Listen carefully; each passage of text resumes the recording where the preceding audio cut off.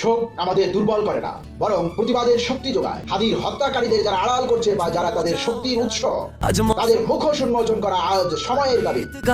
আমরা শুধু বিচার চাই না, আমরা জবাবদিহিতা চাই। আপনার মতে হাদির এই পরিণতির জন্য দায় কার? কমেন্টে জানান। আমরা শোকাহত, কিন্তু আমাদের শোক যেন আপোষ না হয়। আজ আওয়াজ তুলুন, শোক নয়, দায় চাই। আপনার মতে এই হত্যার দায় কার? যারা ক্ষমতার দাপটে এই অন্যায়কে প্রশ্রয় দিয়েছে, যারা হত্যাকারীদের হাতকে শক্তিশালী করেছে, তাদের পরিচয় কেন সামনে আসবে না? चाहे हो गिरफ्तार किसी की याद से, पर आज के दिन सब भूल जाओ। শোক মানুষকে থামিয়ে দেয়, কিন্তু হাদির রক্ত বিচার চায়। আমরা শুধু ঘাতকের সাজা চাই না, আমরা জানতে চাই এই হত্যার নেপথ্যে কারা, হাদির হত্যার পৃষ্ঠপোষক কারা। শোক নয়, দায় চাই। হাদির জন্য আমরা সবাই শোকাহত, কিন্তু আজ কি শুধু শোক করার দিন, নাকি প্রশ্ন করার?